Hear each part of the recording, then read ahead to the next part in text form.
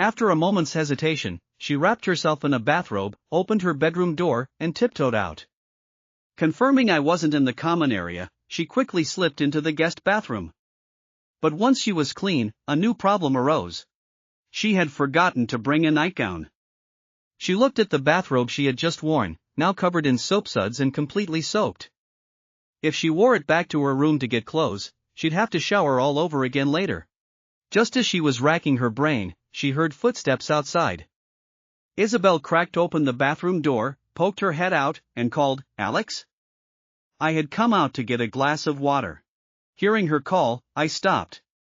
Tilting my head, I saw Isabel wearing a pink shower cap, her face flushed and rosy, her body hidden behind the door. "Could you go into my room and get me a nightgown?" Isabel said, a little embarrassed. "And some underwear too."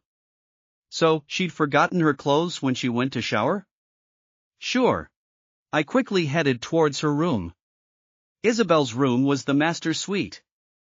Since I had moved in, I hadn't once set foot in there. Her room was very simply decorated, the colors elegant and muted, with an enormous walk-in closet. The bed itself had to be at least a California king. Lying on the white bedspread was a red lingerie set. It looked like the one we'd bought at the store today. I couldn't help but frown. Was she actually planning to wear that rather risque outfit? Just as I was hesitating, wondering if I should find her something else, Isabel's voice came from outside, urging, "Are you done yet?" "Coming." I grabbed the red set, then also snatched the red silk nightgown hanging at the foot of her bed, and quickly headed out. Reaching the guest bathroom door, I didn't notice the puddle of water on the floor and stepped right in it. My foot slipped, and I lost control, hurtling towards the person standing in the doorway. Isabel's eyes widened in alarm. She tried to move out of the way. But it was too late. Afraid of making her fall, I instinctively wrapped my arms tightly around the person in front of me. After a moment of panic, Isabel started to struggle. The floor was too slippery. Ultimately, we both lost control and tumbled into the bathtub. I only felt my lips seem to touch a place they shouldn't have. "You!" Isabel, her face beet red, pushed the man pinning her down away. I snapped back to my senses, immediately scrambled to my feet, and thoughtfully handed Isabel the clothes I was holding. "This is for you." Isabel snatched them, covering herself, her face burning. "Aren't you getting out of here?" I turned and quickly exited, nearly slipping again on the puddle outside. Isabel slammed the door shut with a bang. Looking at the clothes in her hands, she felt completely flustered. But she didn't dare call me back in to help her find different underwear. She could only make do with this set, get back to her bedroom, and figure things out later. She suspected I had done it on purpose. I clearly had ulterior motives. After leaving the bathroom, I carried my glass of water back to my room. Thinking about the scene just now, I couldn't help but blush a little myself. But I really hadn't done it on purpose. Before going to sleep, I posted the remaining 10,000 words of the opening to my story. Early the next morning, I was awakened by my phone ringing. As soon as I answered, Susan's voice came through the line, "Alex, honey, when are you bringing your new wife over for dinner?" I groggily sat up. "Didn't I tell you she's a bit busy lately?" After what happened last night, that embarrassing incident, I really didn't dare approach that woman to talk about this now. "Susan, just bring her over for one meal. You can leave right after you eat. It won't take much time. Tomorrow is Saturday. She's definitely off, right? So, tomorrow night it is." Before I could even get a word in to refuse, Susan hung up. I lay in bed, a little troubled. If we didn't have this dinner, Susan definitely wouldn't let it go. Before we got married, we had agreed to help each other deal with our respective families. Technically, I could totally make this request of Isabel. But then there was that little incident last night, wasn't there? If I brought this up with Isabel now, there was an 80% chance she'd turn me down flat. Meanwhile, after Susan hung up on me, she immediately called Jessica. "Tomorrow night, your brother and your sister-in-law are coming over for dinner.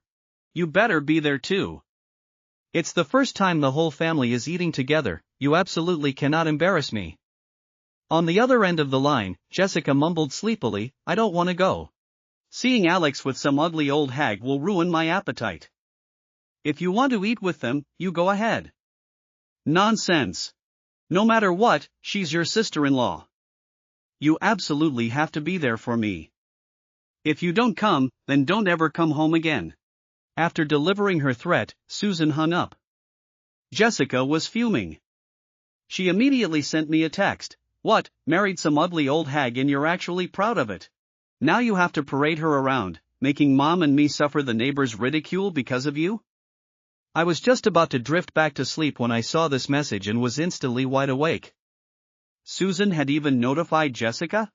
It seemed like tomorrow night's dinner was unavoidable. I texted Jessica back, with your looks, you dare call someone else ugly? Go find a mirror and take a good look at yourself. It was because original Alex had always given in to her that Jessica had developed such an entitled, bratty personality. The current Alex didn't have original Alex's good temper. Jessica quickly texted back, keep talking tough. I'm waiting to see what kind of trash you manage to marry. Me, better looking and more accomplished than you, anyway. By now, I was completely awake, so I decided to just get out of bed. I was originally planning to take Squawks downstairs for a walk. Unexpectedly, as soon as I stepped out, I ran into Isabel. She was on the phone with someone. Send someone over to the Azure residences. I need them to look at the showerhead in my room, it's not producing any water. I finally understood why she had forgotten her nightgown yesterday. The shower must have broken mid-bath, which was why she had rushed out to the guest bathroom. Isabel gave a few more instructions and then hung up.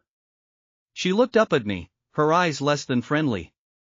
I opened my mouth awkwardly. Morning. About yesterday. I didn't do it on purpose. The woman stood there with her arms crossed, looking at me unhappily. He dared to bring up yesterday?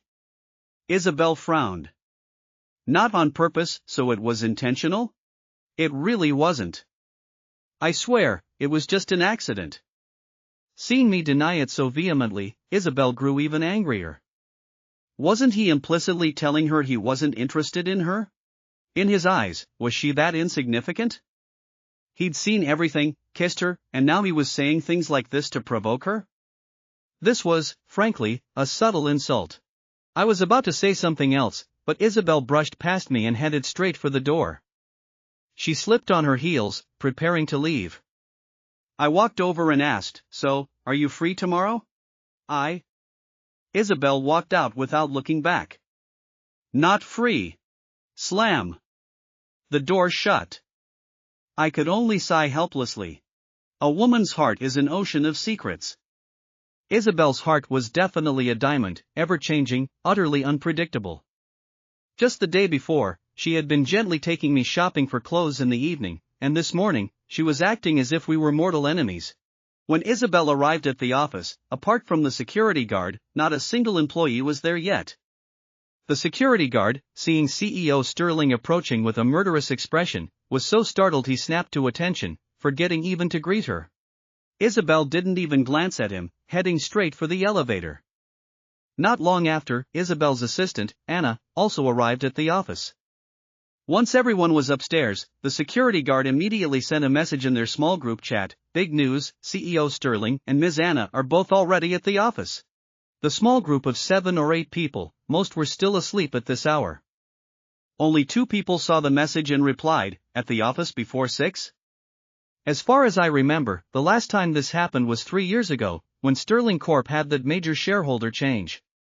Could something big be about to happen again? Very quickly, these 2 spread the message to colleagues they were closer with. 1 told 10, 10 told 100. Those who were early risers rushed to the office like their lives depended on it.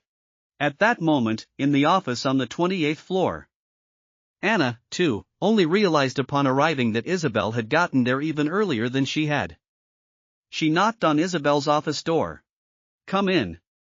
When Anna pushed the door open, Isabel was reviewing the latest project design proposal. "CEO Sterling, you haven't had breakfast yet, have you? I have some soy milk and an egg pancake. You can have this to tide you over." Isabel glanced up at her. "Thank you." Then she handed over the design proposal. There are issues with these parts. Tell the team below to revise them immediately. Anna took it and glanced through. The problematic areas were all circled, some with added comments. Only, compared to before, these were particularly meticulous, and at the end, there was an added sentence, use your brains more. Anna keenly sensed that her boss was in a bad mood today. Lately, the frequency of her boss being in a bad mood seemed a bit high. Was it because of that shotgun wedding husband of hers from 2 days ago? Anna silently made a bold guess. Had they quarreled again? It was truly strange. CEO Sterling wasn't usually someone easily swayed by emotions. Didn't she marry that guy just to put on a show for her grandfather? Anna carried the design proposal out of Isabel's office. Isabel picked up the breakfast Anna had brought and took a sip of soy milk. Then she took a bite of the egg pancake. Afterward, she couldn't help but frown. The taste was far inferior to what Alex Miller made. Wait a minute, why was she thinking about that scoundrel again? Isabel took a deep breath, trying to banish his image from her mind. Ding! Her phone chimed with a notification. Isabel instinctively frowned. It was a video call request from her grandfather. She accepted, and a kind, elderly face appeared on the screen. The old man's eyes were sharp and discerning. Although his hair was completely white, he was still full of vigor. My dearest granddaughter, you and my new grandson-in-law have been registered for several days now. Aren't you planning on letting him greet this old man? Isabel, didn't I say, when you get back, I'll arrange for him to meet you? I have some unexpected business here, I won't be able to return for a while. Hearing this, Isabel visibly relaxed.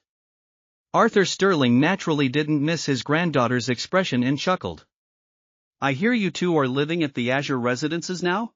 Why haven't you called the family chef over? Living together, surely you're not eating out every day? There aren't many restaurants near the Azure, are there? We cook for ourselves. Hearing this, Arthur Sterling looked intrigued. Found a husband and learned to cook for yourself too?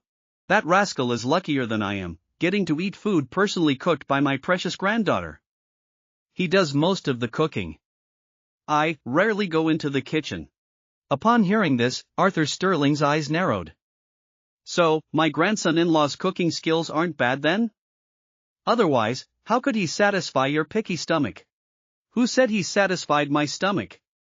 The food he makes is just passable. Arthur Sterling naturally didn't believe her. He knew his granddaughter well. She wasn't a picky eater, but she was very particular about a chef's skills. If food wasn't to her taste, she absolutely wouldn't eat it. She had been arrogant since she was a child. The word passable from her mouth was definitely high praise. Don't just rely on others to cook. You should learn a bit too. If you didn't bring a housekeeper to the Azure, then household chores must be shared. I know. Sterling Corp has so many employees. If they can't even help you share this burden, then why am I paying them? Arthur Sterling continued, tonight, go home a little earlier, cook with your husband, and then send me a video. Isabel frowned. I have a meeting tonight. Then reschedule it. Sterling Corp isn't short on that little bit of business. Isabel scowled. Why are you getting more domineering the older you get? Where's Grandma? I want to talk to her. Your grandmother is very busy, playing video games with the neighborhood kids. Are you sure you want to talk to her? Hearing this, Isabel quickly declined. Never mind. If she talked to her grandmother now, all she would hear was how adorable other people's children were, and then the next topic would inevitably be urging her to have children. Did he want her to sign another contract with Alex Miller, a baby-making contract this time? That was too horrifying. She only wanted to act as a married couple with Alex for a year, she didn't want to have children with him. Thinking about last night and this morning, Isabel fundamentally didn't want to go home and cook with that man. But she was also afraid that her grandfather would actually video call her tonight. If he didn't see anyone, he might just fly back and stay at the Azure residences himself. That would be even more dangerous. At that moment, far away overseas, Mr. and Mrs. Sterling Sr. were sunbathing in the courtyard of their villa. Mrs. Sterling sipped her tea and asked, Do you think Isabel will really obediently go home and cook with our grandson-in-law? Humph, Arthur Sterling snorted. If she doesn't listen, I'll pester her every single day. Or I'll just move into the Azure and supervise them directly. Mrs. Sterling sighed, reclining in her lounge chair. All I want now is to fly back immediately, so they can hurry up and give me 2 chubby great-grandsons to play with. Mr. Sterling was speechless. What's the rush? You'll scare off our grandson-in-law. It wouldn't be good if he thought our family tricked him into this marriage. Mrs. Sterling huffed. Well, isn't that the truth? Who would have thought that their granddaughter, an heiress of the Sterling family, would resort to paying someone to register a marriage with her? Arthur Sterling cleared his throat. That kid agreed voluntarily. If he didn't want to, who could force him? What does this show? It shows he definitely has feelings for our Isabel. Mrs. Sterling nodded, finding his reasoning sound. She felt that her granddaughter must also have feelings for him. Otherwise, with so many people in the world, why would she choose that particular young man, Alex Miller? If they had feelings for each other, then having children was just a matter of time, wasn't it? The Sterling family had few descendants. Arthur Sterling only had one son, and that son was a rebellious good-for-nothing whose heart was completely detached from the family business. Fortunately, that son had given Arthur a capable granddaughter with a strong business acumen, which somewhat compensated for the old couple's disappointment in their own child. Now, the elderly couple could only pin their hopes on Isabel, wishing she and their grandson-in-law could quickly start a family. After all, the Sterling family lacked nothing now, except for people. Around 3 in the afternoon, I went out. Mainly because we were out of vegetables at home, so I had to go buy some, and also meet up with a friend. Kevin Wang was original Alex's friend, and also his closest dorm mate back in college.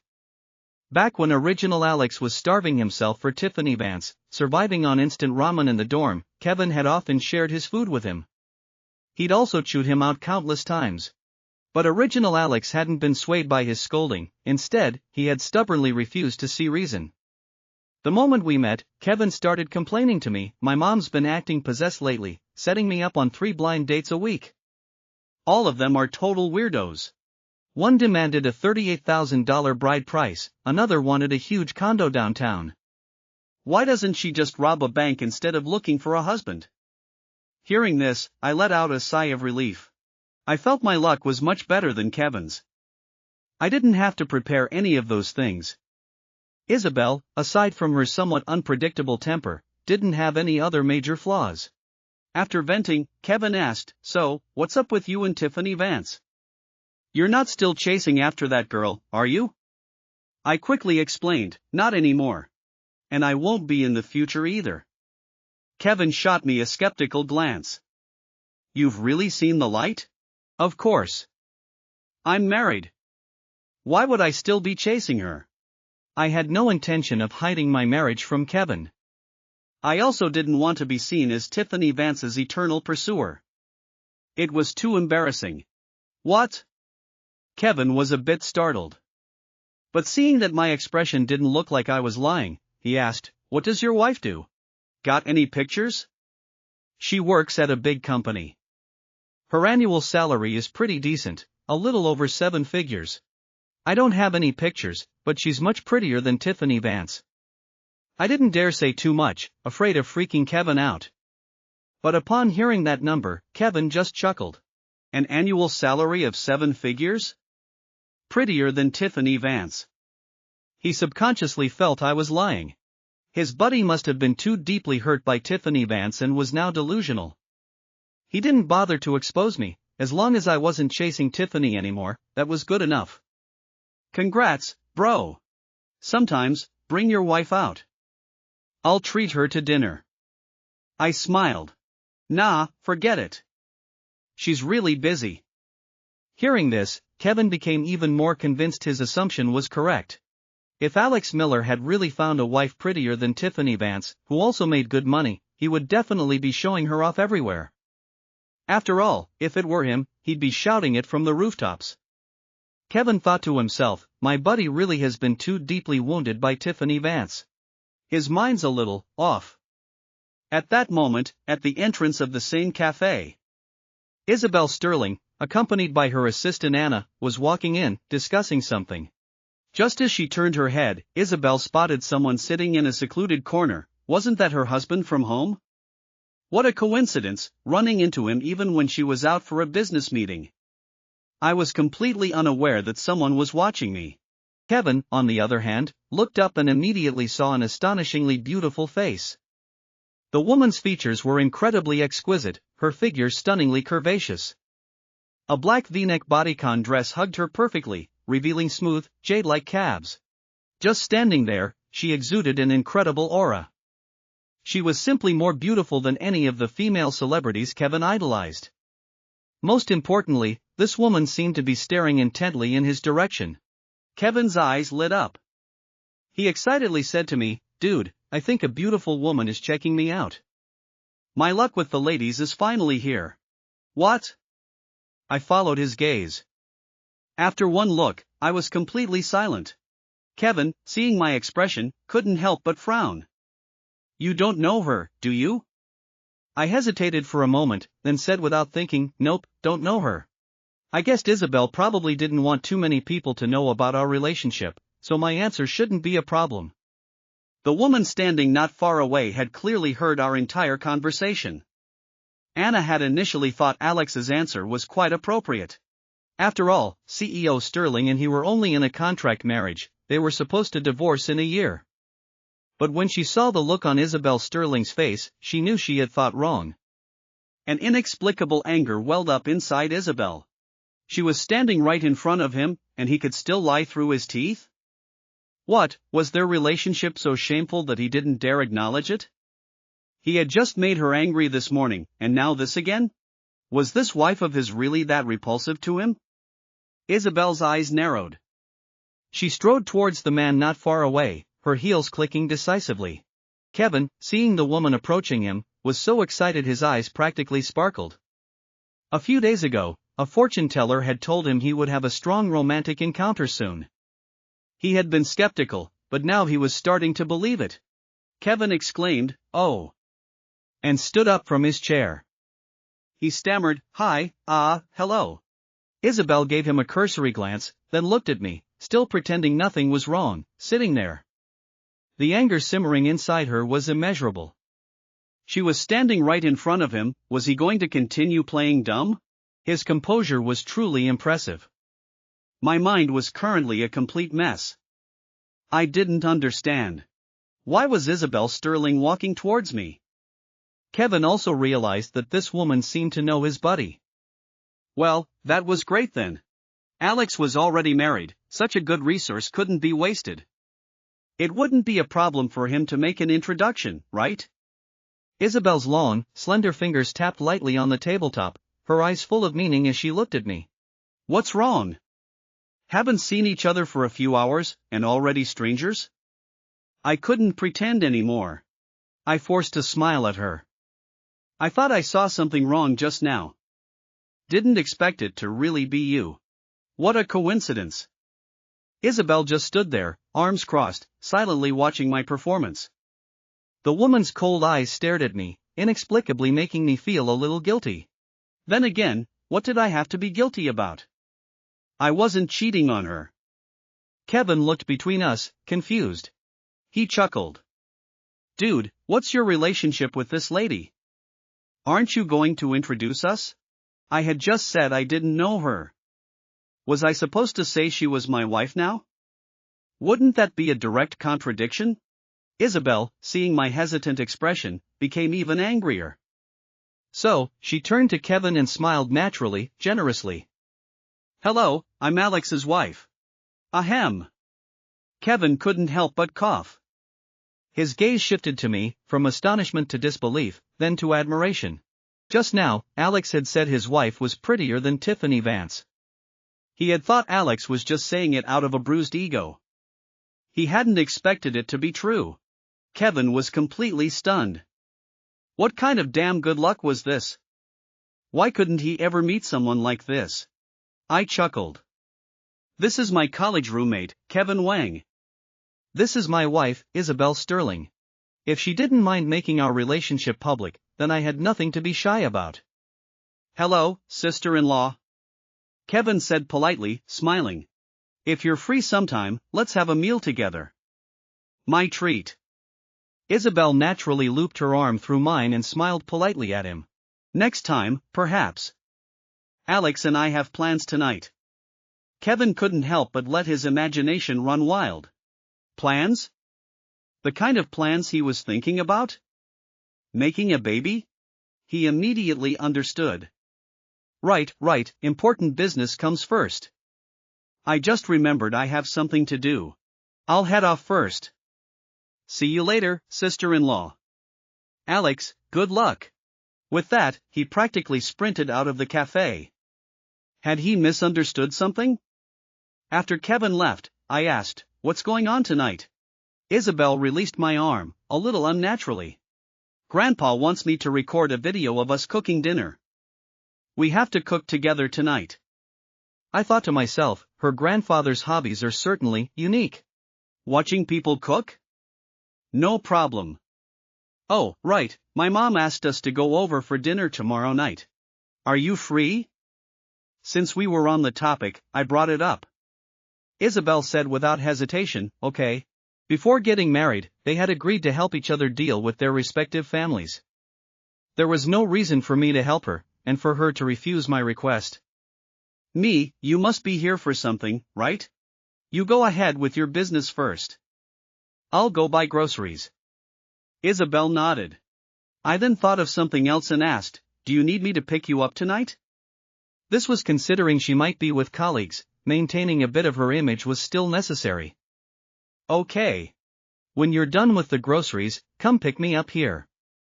Isabel figured her work would probably be done by then, and they could go home together. I nodded and walked out. As I passed Anna, I gave her a polite nod, a silent greeting. Anna also nodded back politely. She didn't know if it was her imagination, but she always felt that the way CEO Sterling and this shotgun wedding husband interacted daily wasn't quite what she had imagined. CEO Sterling wasn't an easygoing person, especially with men. But the way she and Alex Miller interacted, it didn't seem like strangers who had only been married for a few days. I left the cafe, drove to the farmer's market, bought the groceries, and then wandered around a bit more. At 5 o'clock, I texted Isabel, done with work yet? If you are, I'll come pick you up. Coincidentally, Isabel had just finished her meeting. The remaining tasks could be handled by Anna. She replied to me, okay. Just as she put down her phone, the person opposite her joked, I heard Mr. Sterling Sr. has been looking for suitors for CEO Sterling within the industry for a while now. Seeing your current situation, CEO, could it be that good news is on the horizon? The person opposite was Vincent Liu, heir to the Liu family, a longtime business partner of the Sterlings. Vincent had always greatly admired Isabel Sterling's capabilities. He had a younger brother named Ethan Liu, and he actually quite wanted to set those two up. After all, in prominent families, benefits often outweighed emotions. Love or no love was just empty talk. But every time this topic came up, Isabel Sterling would skillfully evade it. Vincent Liu knew that his Liu family, compared to the Sterling dynasty, was a step down. Some things truly depended on fate and connections. Isabel Sterling was well aware of his intentions, but she had always disliked arranged marriages, and she certainly wasn't fond of Vincent's younger brother, Ethan Liu. Even more, she disliked how Vincent, after discussing official business, would always subtly try to pry into her personal affairs. So, seizing this opportunity, she said directly, actually, I do have such plans. Vincent Liu's face clearly showed his astonishment. Who is it? Do I know him? Isabel Sterling smiled faintly. You really don't know him, but I'm sure there will be an opportunity. I have other matters to attend to, so I'll be leaving first. Anna will discuss the remaining details with you. Seeing this, Vincent Liu couldn't press further, but the disappointment on his face was hard to conceal. A woman like Isabel Sterling, whichever wealthy young master managed to marry her would truly be blessed by several lifetimes of good fortune. As soon as Isabel Sterling walked out of the cafe, she saw my car parked in a nearby lot. She quickly walked towards it. Then, with complete naturalness, she pulled open the passenger door and sat down. This was the first time Isabel had been in my car. Compared to her luxury vehicles, mine, whether in terms of interior or exterior, was definitely a step down. But it was impeccably clean and had a certain warmth to it. Isabel suddenly remembered that for the past 2 days they had been living together. She had been leaving early and returning late every day, with absolutely no time to clean the apartment. Yet, when she returned, the penthouse was always spotless.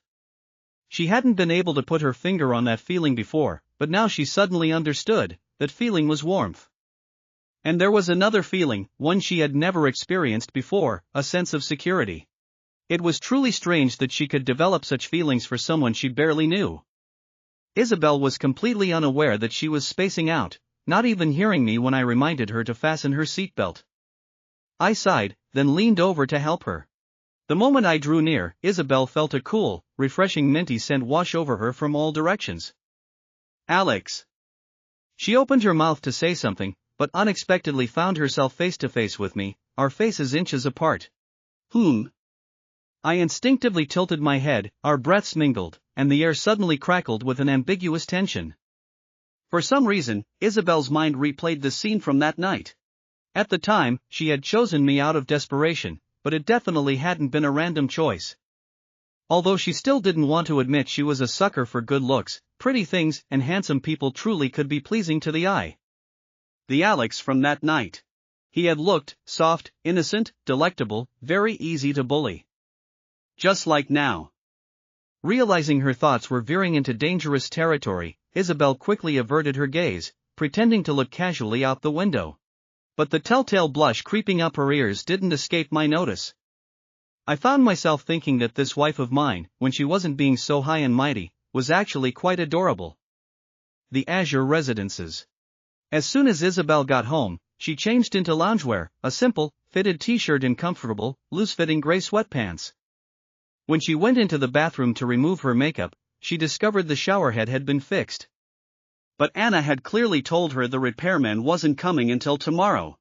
Isabel went into the kitchen, saw me washing vegetables, and asked, "Did you fix the showerhead in my room?" Her question reminded me. I heard you on the phone this morning, so I took a look at it afterward. Forgot to tell you. Thanks. Isabel walked over to the sink to help with the food preparation. I chuckled. Weren't we supposed to film a video for your grandfather? I'll cook, you film. My reminder made Isabel remember the task. She ran to her room to get her phone, then started recording. The man's profile under the lens was particularly handsome, and his knife skills were impressively proficient. Isabel filmed me for a while, then handed me the phone. You take a break. Help me film. I dried my hands and took her phone. Isabel turned on the range hood, lit the stove, and then poured in some oil. She turned her head and asked me, "Alex, do I put in the scallions first or the ginger?" Both at the same time. As soon as I said it, Isabel dumped all the scallions and ginger from the bowl into the hot wok. A loud sizzle immediately followed. Oil splattered everywhere, startling Isabel, who quickly backed away to avoid it. I continued to direct, "Put in the cod." Isabel obediently complied. Another series of loud noises erupted from the wok. I directed again, "Flip it."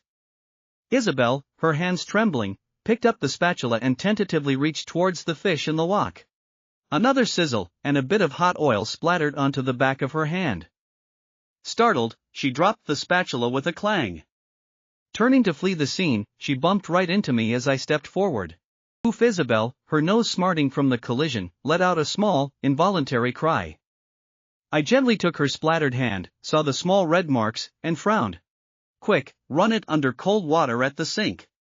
With that, I led Isabel by the hand to the sink. The cold water ran over the back of her hand, and the stinging sensation quickly subsided. I handed her a towel to dry her hand and said with a helpless smile, "Maybe I should just do it. Making one meal and ending up with a workplace injury. I can't afford your medical bills." Isabel had been very frustrated. She had always thought cooking was simple, but her first attempt had been a dismal failure. This dealt a heavy blow to her lifelong, undefeated confidence.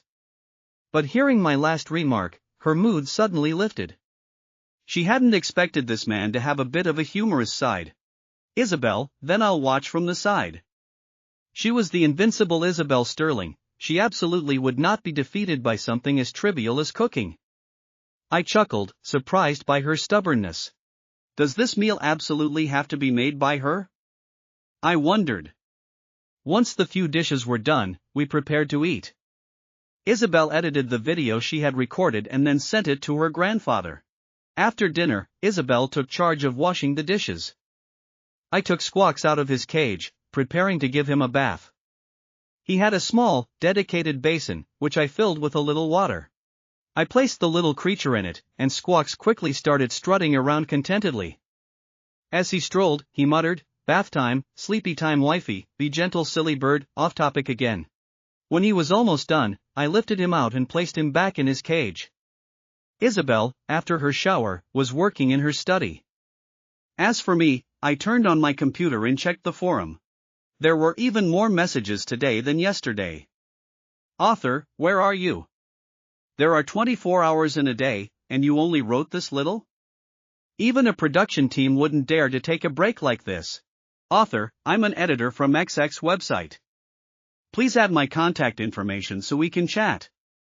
I skimmed through them. Most were just urging for new chapters. I posted another chapter, then logged into my QQ account. The author group on the forum already had countless unread messages. I skimmed through them. The most active members were still the same few. Big Bad Wolf, waiting in front of the computer for updates really works. Honey cake updated. Cat eats fish, really? Let me go see. Orange Prince, I just saw it too, just finished reading. It's been a long time since I read a captivating story this captivating. If I had as many fans as him, I'd be glued to my computer writing day and night, without eating or drinking. Marcus Thorne, who had been silently lurking in the group, also quietly went to read the latest chapter. After reading it, he felt even more agitated. The old mystery had just been solved, and a new one had already appeared. Marcus rarely spoke in the group. Super handsome guy, does anyone have this author's private contact information? Please share it with me. Orange Prince, he doesn't seem to have joined the group. I think he's probably not short on money. An ordinary person would have submitted their manuscript to novel websites long ago. It's rare to see someone so calm. I finished lurking in the group and then went to take a shower. The next day. After I woke up, I took Squawks downstairs for a walk.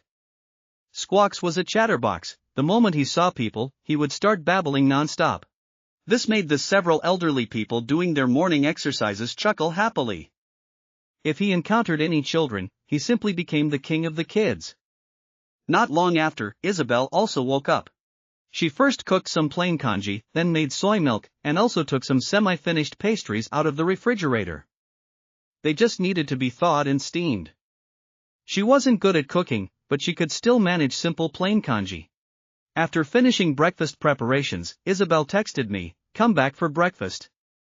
Seeing the message, I brought Squawks back. I hadn't even entered the apartment when I received a phone call. "Alex, honey, don't forget to bring your wife over for dinner tonight."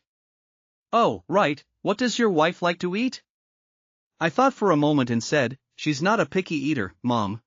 Don't make too much." "Got it, I'll figure it out. Come home a little earlier this afternoon." I hung up the phone, and just as I took out my keys, the door clicked open. I saw Isabel, dressed in a comfortable tracksuit and white canvas shoes, preparing to go out. "Going out?" I asked. Isabel would absolutely not admit that she was planning to come downstairs to find me because I hadn't come back after she texted me. "No, I just heard someone ringing the doorbell, so I opened the door to check." I thought to myself, I was standing right by the door just now, I didn't see anyone ring the doorbell at all. A fleeting, unnatural expression crossed Isabel's face. "Hurry up and come in for breakfast. After we eat, we'll go shopping." "Me, shopping for what? Aren't we going to your parents' house for dinner tonight?" Isabel walked straight to the dining table. I washed my hands and looked at the rather decent breakfast spread on the table. I was actually a little surprised, especially since the image of Isabel burning the fish yesterday was still vivid in my mind. Isabel, while peeling an egg, secretly observed my expression. This was the first time she had made breakfast for someone else. Naturally, she didn't want to be criticized.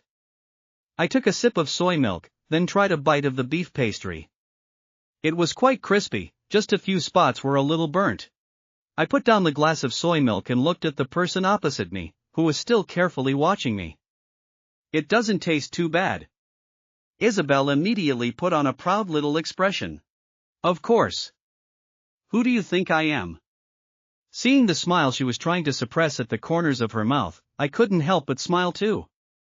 This woman was really easy to please.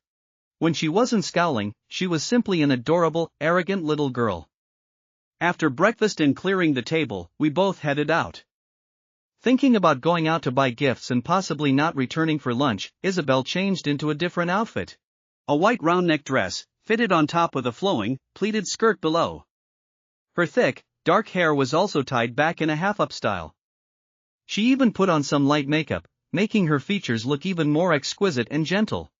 Her whole demeanor exuded a soft elegance. I was still wearing the tracksuit from this morning. After all, I felt that going to my own parents' house for dinner wasn't such a big deal. Isabel looked at my outfit and frowned. Go change into the clothes I bought for you. Otherwise, don't even think about me going to dinner with you. Her tone was non-negotiable. I silently went back to the room and changed into a black suit. Susan wouldn't recognize these clothing brands, wearing this back should be fine. After changing, we both left. It was the same mall as last time. But this time, Isabel headed straight for the cosmetics section and casually pointed to a gift set. Can I give this to your mother? Will she like it? I casually glanced at the price. A cosmetics set for over $4,000? Indeed, someone who wasn't short on money. But Susan basically didn't understand these things. On the contrary, she would feel it was a waste of money. She doesn't usually use much skincare. She finds it too troublesome. We wandered around for a while but still couldn't pick anything. Isabel suggested buying jewelry. I said, not practical. Then how about clothes? She'll say we're spending money recklessly. A tea set? She doesn't usually drink much tea. Isabel took a deep breath. Then what on earth does your mother like? Me, she only likes making money. Isabel nodded, looking as if she understood. So, she led me to the bank counter next door and withdrew $16,000 in cash. Then she casually handed the stack of money to me. Buy a red envelope and put it in. I looked at the stack of cash in front of me, my whole body going numb. You're not planning to give my mom a red envelope with this much, are you? Isabel frowned. Otherwise, why would I withdraw money? Didn't you say she likes money? I said she likes making money. Is there a difference? I took a deep breath. No, that's too much. A small gesture is enough. Isabel frowned, asking seriously, is it too much? It's my first time visiting your home. Too little might seem insincere. How could it? I held up one finger. This much is enough. 1,000? Isabel thought for 3 seconds, then shook her head. No, we'll still go with my amount. For her to give an elder a gift of only $1,000? Who was she looking down on? She had never given anyone such a low-value gift. Even though she and Alex Miller were in a contract marriage, it was still a gift for his mother. How could 1,000 be enough? I was completely speechless. I meant 100. Just as I was about to open my mouth again, Isabel frowned. Or maybe you can just go home for dinner by yourself? After withdrawing the money, we went to a supermarket. We bought some nutritional supplements and a very large red handbag, mainly because we couldn't find a red envelope big enough. By the time we finished at the supermarket, it was almost 1 o'clock. We found a place to eat. We went to a popular internet-famous restaurant. The line was very long. By the time we got to eat, it was almost 2. After lunch, we practically raced to Alex Miller's home. This morning, Isabel was still driving Anna's car. Now, I was driving. As we neared my place, Susan texted me, "Are you guys on your way yet?" While waiting at a red light, I texted her back, "About 10 minutes away." The moment Susan saw this message, she hurriedly called out to Jessica, who was sprawled on the sofa. "Get up quickly, your brother and sister-in-law are almost here. Quick, change your shoes and come downstairs with me to greet them." Jessica, while peeling a tangerine, said, "He wanted to marry that old hag, let him. I don't want to be embarrassed with him." "You little brat." Susan, furious, looked like she was about to hit her. Jessica quickly dodged. "I'm already doing him a big favor by agreeing to come home for dinner today." Susan didn't have time to argue with her now. She warned, "When your sister-in-law arrives later, you better behave yourself and not cause any trouble." Then she hurriedly changed her shoes and went downstairs. Not long after, Isabel and I arrived at the apartment complex. I had originally intended to drive straight to the building. But the road leading to our building was blocked by a delivery truck. So, I found a parking spot, and Isabel and I walked the rest of the way. On the way, we ran into a few neighbors, who stared at me and the woman walking beside me with wide, astonished eyes. "Isn't that Susan's boy? Who's the beautiful girl next to him? What's going on? It's not his girlfriend, is it?" I've never heard Sister Susan say her son was dating. "My son hasn't even found a girlfriend yet, how could Alex Miller find one?" As Isabel walked past them, she smiled faintly at them and said, "I'm not his girlfriend." The auntie smirked. "We didn't think so either." Everyone knew Susan's family wasn't well off, and that son of hers was quiet and shy. How could he possibly find such a beautiful, fairy-like girlfriend? Unless pigs could fly. "I'm his wife." After Isabel said this, she proudly turned her head and then looped her arm through mine. "Everyone." From a distance, I saw Susan standing downstairs. I called out to her, "Mom." Susan looked up at the sound of my voice, her gaze sweeping past me and landing on the young woman beside me. That face, it wouldn't be an exaggeration to call her a fairy. While she was still stunned, Isabel and I were already standing in front of her. "Mom, this is Isabel Sterling." "Mom." Isabel also followed suit, greeting her comfortably. Susan clearly still hadn't recovered. For the past 2 days, Jessica had been whispering in her ear that Alex had definitely married an old, ugly woman. She had gradually started to believe it. After all, a beautiful and capable woman, why would she marry into a family like theirs? Now, looking at the person standing before her, Susan felt it was completely unreal. After a long moment, she finally recovered and said with a smile, "You're here. Quick, come inside." Then she led them upstairs. Opening the door, Jessica was sprawled on the sofa watching TV, her posture as casual as could be. Susan frowned and called out to her, "Jessica, your brother and sister-in-law are here." "Yeah." Jessica didn't even turn her head. Isabel looked at her sister-in-law on the sofa and couldn't help but frown. Susan quickly walked over and pulled her up with one hand. "Come over here and greet them." Jessica reluctantly got up from the sofa and turned to look at the people at the door. And when she saw the person at the door, she froze on the spot. The woman at the door had skin as white as snow, exquisite features, and a graceful figure.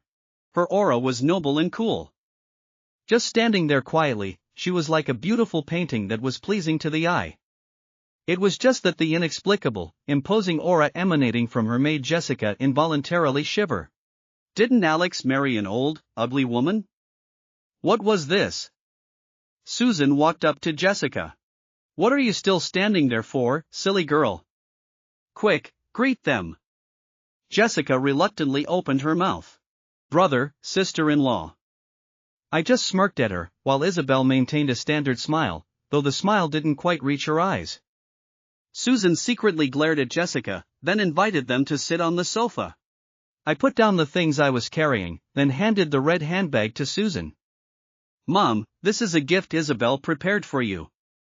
Susan chuckled as she took it. "Just you coming is enough. Why bring gifts?" The bag was heavy. Susan was a little curious about what was inside, but she didn't dare open it casually in front of Isabel. Susan pushed Jessica, who was sitting beside her, aside and sat close to Isabel, subtly inquiring about her family situation. Isabel briefly talked about her family members and her job. "My income is passable. Salary plus bonuses is a little over 7 figures. Susan involuntarily gasped. Jessica, beside her, also jumped. 7 figures? And that was just passable? That already surpassed 99% of the people in New York City. With these conditions, she married Alex Miller? Hadn't Alex hired an actress to put on a show? Jessica once again sized up Alex Miller. The more she looked, the more something felt off. The clothes he was wearing seemed to be from the same designer brand. The logo on the cufflink was identical to the one she had seen while window shopping before. Jessica remembered her classmates saying that clothes from this brand cost at least $100,000. Alex Miller probably couldn't even earn enough in a year to buy one set of clothes, so how could he afford such an outfit? Unless he really had found a rich older woman. After Susan heard Isabel say her annual salary was over 7 figures, she was too flustered to know what to say. This girl was outstanding. Well, you two sit for a while. I'll go check on things in the kitchen. As Susan was about to leave, she winked at Jessica, warning her not to be a third wheel. Jessica pouted and followed Susan into the room. Jessica, your brother found such an outstanding wife. I can finally rest assured. Susan sighed. I guess I haven't failed. Realizing she had said too much, she quickly stopped. Jessica frowned suspiciously. A woman that beautiful and capable, why would she marry Alex? It's not like the woman he married in a flash was too ugly, so he just randomly hired an actress to bring home and deceive us, right? As soon as she said it, Susan rapped her on the head. You rotten girl, always talking nonsense. Your brother is an honest person, and I think your sister-in-law is very nice too. Jessica unhappily rubbed her forehead where she had been hit. Her mother had favored Alex Miller since they were little. Sometimes she even wondered if she was her mother's biological daughter. She casually picked up the red bag Susan had left aside and opened it. She was completely stunned. Susan, seeing her ghost-like expression, frowned. What's inside? Jessica handed the red bag over. See for yourself, Mom. If you can contact the author and see his later manuscript, that would be best. Marcus, still haven't found the person yet. Anna, then let me know when you find him. If you can contact the author and see his later manuscript, that would be best. Marcus, still haven't found the person yet. Anna, then let me know when you find him. Isabel turned and went back to the living room. Jessica had already come out of Susan's room, her eyes looking at Isabel with suspicion and scrutiny. She walked towards Isabel, as if uncomprehending. Sister-in-law, your conditions are so good. Why did you choose my brother? Isabel looked coldly at Jessica, a slight smile playing on her lips, instantly leaving Jessica's petty thoughts with nowhere to hide.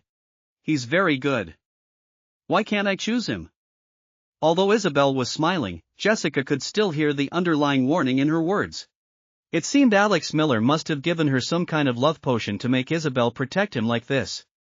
Isabel didn't have a good impression of this sister-in-law of Alex. From the moment she walked in, she could feel that Jessica didn't welcome them. Alex Miller was her husband now, she wouldn't allow others to speak ill of him. In the kitchen, Susan said to me, the money your wife gave me, I'll deposit it into your bank card when I go to the bank someday. I don't want that money. As long as you two live well together in the future, I'll be content. Me, that's her kind gesture. If you don't accept it, she won't be happy. Susan thought for a moment and smiled. Then I'll keep it for now. You can have it back when you have children. Dinner was quickly ready. The four of them sat down together to eat. After being warned by Isabel, Jessica was much quieter. After dinner, I was about to take Isabel home. Before leaving, Susan called us back and handed over a box. I don't have anything valuable to give you. This is our family heirloom. Since Alex has married you, then this item should rightfully be kept by you. I curiously glanced at the box. Honestly, I searched all my memories but couldn't recall any family heirloom. It was probably something like a gold ring. Jessica, on the other hand, looked at the box in Isabel's hand with a shocked expression. If you can contact the author and see his later manuscript, that would be best. Marcus, still haven't found the person yet. Anna, then let me know when you find him. If you can contact the author and see his later manuscript, that would be best. Marcus, still haven't found the person yet. Anna, then let me know when you find him. If you can contact the author and see his later manuscript, that would be best. Marcus, still haven't found the person yet. Anna, then let me know when you find him. The quality looked quite good. Isabel glanced at it and frowned. Take it to an auction house, it could probably fetch a good price. I frowned. I didn't remember my family having such a valuable item. Back home, I updated another chapter of my novel on the forum. There were many messages, and also many private messages. I casually clicked one open. Hello, I'm in charge at Harmony Entertainment. I'd like to discuss the copyright issue of this story with you. Please add my contact information. I ignored it. The internet was full of all sorts of people, it was never wrong to be a little cautious. Besides, how far along was my story anyway? To be discussing copyright at this stage, it would be strange if it actually sold for a good price. No rush. A QQ message suddenly popped up. Bro, you there? The netizen Big Ocean. I remembered this was Kevin Wong's screen name. So, I sent him a message. What's up? Big Ocean, just wanted to ask, where did you find your wife? I want one too. I looked at his message and raised an eyebrow. You want to know? Call me Dad. The other side was silent for a few seconds. Then. Dad. Dad, Dad. Me, good boy. You're still young, it's not suitable for you to find a wife yet. Wait until you're a little older, okay? After saying that, I logged off. Kevin Wong was not lightly angered. Taking advantage of him was one thing, but calling him young? Unbearable. Very quickly, my phone received a barrage of messages. I didn't even need to look to know they were from Kevin. At this time, the group chat was lively again. Orange Prince, Old Grey Wolf, and others were frantically discussing the new character that appeared in the latest chapter. Who was it? Marcus Thorne also read the latest chapter. He was very curious too, but at the same time, he didn't join the discussion. After all, if people knew that at his age, he was so worked up over a novel, wouldn't they laugh their heads off? But if it wasn't convenient to discuss with others, discussing it with his own wife should be fine, right? Marcus Thorne copied the link, preparing to send it. Just then, Anna sent him a document. He clicked open the chat window, his hand slipped, and the link was sent. Oh well, it wasn't some inappropriate website. Looking at it for a bit should be fine. Anna casually clicked it open. She had only intended to skim through it, but unexpectedly, she got hooked and couldn't stop reading. Only after finishing did she realize Marcus Thorne had sent her a message. Secretarian, do you think this novel can be adapted into a TV series? Anna, these few tens of thousands of words look very good for now, but it's uncertain how the rest will be. If you can contact the author and see his later manuscript, that would be best. Marcus, still haven't found the person yet. Anna, then let me know when you find him. Oh, right, how's your new song coming along? Marcus, it's already being recorded. No MV for now, just releasing an audio version to test the waters first. Anna had no objections to this decision. Marcus Thorne was a veteran manager at Royal Records, he definitely knew what he was doing. After ending the chat with Marcus, Anna went back to look at that forum post. The engagement was really high, and she could see quite a few people from other websites trying to contact the author. But the content was indeed very exciting. She decided to follow this author. After my shower, I suddenly had an inspiration, so I typed for a while longer. After finishing, I browsed some websites again. A pinned post on the forum had an advertisement from Harmony Entertainment. Their company was also acquiring original songs, recently focusing on sweet, upbeat tracks. And they were offering very attractive prices. One netizen commented, Harmony Entertainment is closely following in Royal Records' footsteps. I heard Royal Records is mainly focusing on sweet music this season, and Harmony isn't to be outdone, immediately starting to acquire at high prices. Netizen number 2, does Harmony Entertainment have some kind of feud with Royal Records? Why are they always chasing after each other? Netizen number 3, not really. It seems like Harmony Entertainment has always been tailing Royal Records. The moment the other side makes a move, they immediately follow suit. I heard that this quarter, Harmony Entertainment's profits almost caught up to Royals. Netizen number 4, so what if they catch up? Harmony Entertainment is only supported by this one company. I heard the boss behind Royal Records has several companies, all of which are top tier. There's no comparison. Netizen #N. In terms of assets, Harmony Entertainment loses to Royal Records, but in terms of the boss's looks, Royal Records probably loses. I heard the boss of Royal Records is some decrepit old man. I couldn't help but frown at this message, thinking, decrepit old man? So, if it weren't a decrepit old man, they think they could just catch up whenever they wanted? Truly, no matter which world you were in, there was no shortage of naive people. A week later, a new single by a rookie artist from Royal Records suddenly took the internet by storm. The song was titled Your Summer. With its gentle melody and simple lyrics, it shot to the top 3 of the new song charts almost immediately upon release. I found out the song I wrote had been released after I finished updating my story that morning and checked the author group chat. The group was buzzing. Everyone, go listen to Your Summer right now. It makes you want to fall in love instantly. Big Bad Wolf, for the past 2 days, I've been writing entirely inspired by this song. I'm simply obsessed with this melody.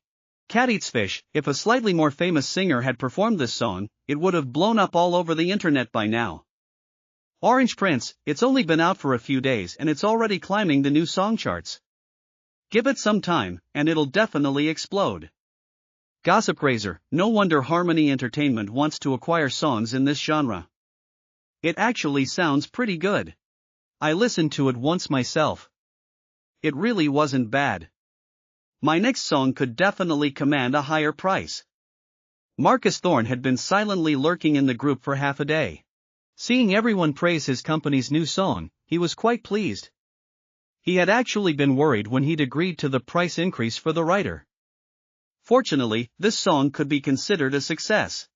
Marcus was an industry insider. He had already determined this song would be a hit. And his company's new artist would also see a rise in popularity from singing this song, their personal value increasing accordingly. Today, numerous partners had already sent collaboration inquiries, asking about the artist's performance fees. Marcus hadn't responded to them yet.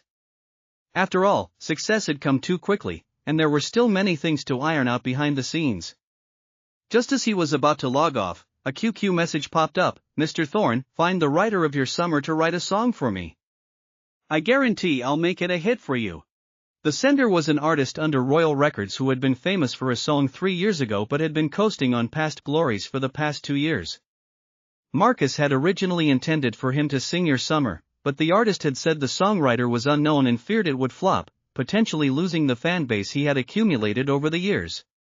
Clearly, now that he saw the song was a hit, he regretted his decision. Marcus replied, "We'll talk later." He couldn't go looking for Alex Miller now. If he approached that kid, wouldn't he be quoted an exorbitant price? After Marcus logged off, someone in the group suddenly asked, "Does anyone know the writer of the song Your Summer? Please introduce us, I'll pay a handsome referral fee." Big Bad Wolf, you're looking in the wrong place, buddy. This is a novel writers group. Orange Prince, are you trying to get him to write a song for you? Too bad I don't know him, otherwise I'd definitely grab that referral fee. I, who had been silently lurking, couldn't help but frown at the message. This money, instead of letting someone else earn it, why not earn it myself? Don't let good fortune flow into others' fields, as they say. So, I immediately sent a private message to the person looking for contact information. How much is the referral fee? Coke No Ice, you know him? Salted Fish, yeah, he's pretty low-key, not very active in the industry, and doesn't usually like to be bothered. Coke No Ice, alright then, send me his contact info. I'll send you $2,000 as a referral fee, my treat for dinner. Salted Fish. Coke No Ice, too little? How about 5,000 then? Can't go any higher. Salted Fish, then don't tell him I was the one who referred you. Coke No Ice, no problem. Send it over. I'll confirm and then transfer the money to you. Salted fish, okay, let me find it. I pretended to look for it, then sent him one of my alternate QQ accounts. After the person added me as a friend and asked a few questions, he then asked if I had any new songs on hand. Salted fish, yes. Coke no ice, my company is an entertainment agency. If it's convenient for you, we could meet up to discuss it. Me, possible. After setting a meeting time, the person very straightforwardly contacted my main QQ account, asking for my bank account number to transfer the 5,000. This money really wasn't easy to earn. 3 o'clock in the afternoon. Isabel Sterling was in her office, looking at the group chat messages from Royal Records. They were discussing Royal's hottest new song. Royal Records wanted to capitalize on this momentum and help the singer release a few more singles, ideally to successfully push him to the best new artist position. But first, they still needed to shoot a music video for Your Summer. The group was debating whether to choose an actress with some existing fame or another newcomer. The song was currently very popular. As long as they offered a reasonable price, they were confident many actresses would be willing to collaborate. However, if they chose a newcomer, the cost would be lower. Opinions in the group were divided. Some felt they should choose a famous actress to make the song even more popular. Others felt that the current trend of the song was already very good. Using a new actress from their own company could potentially leverage the song's popularity to create another rising star, which would be beneficial for the company's performance. After much discussion with no conclusion, they had mentioned Marcus Thorne, asking for his opinion. After all, Marcus had signed the song and had personally overseen the recording process. Marcus, famous or newcomer, doesn't matter. The key is whether they fit the MV's concept. Given the song's melody, the female lead should ideally be fresh, elegant, and sweet. His words were a lightbulb moment for everyone. Afterward, when selecting the actress, they already had a clearer idea. Chris Chen, from the business department, Mr. Thorne, get that writer to pen 2 more songs. Strike while the iron is hot. Let's push Lucci to the top. Marcus, this song has just started to take off, the hype hasn't died down yet. Let's wait a little longer. I have a plan for this. Marcus didn't want to look for Alex Miller at this moment. Firstly, he was afraid the kid would demand an exorbitant price. Secondly, he was worried that if the next song was in the same genre, fans might get bored. Isabel Sterling read the messages for a while, then exited the group chat. She listened to Your Summer. The lyrics and melody were incredibly gentle. The fan comments were also very positive, a song that makes me taste the flavor of love. Getting old, I only like this kind of melody now.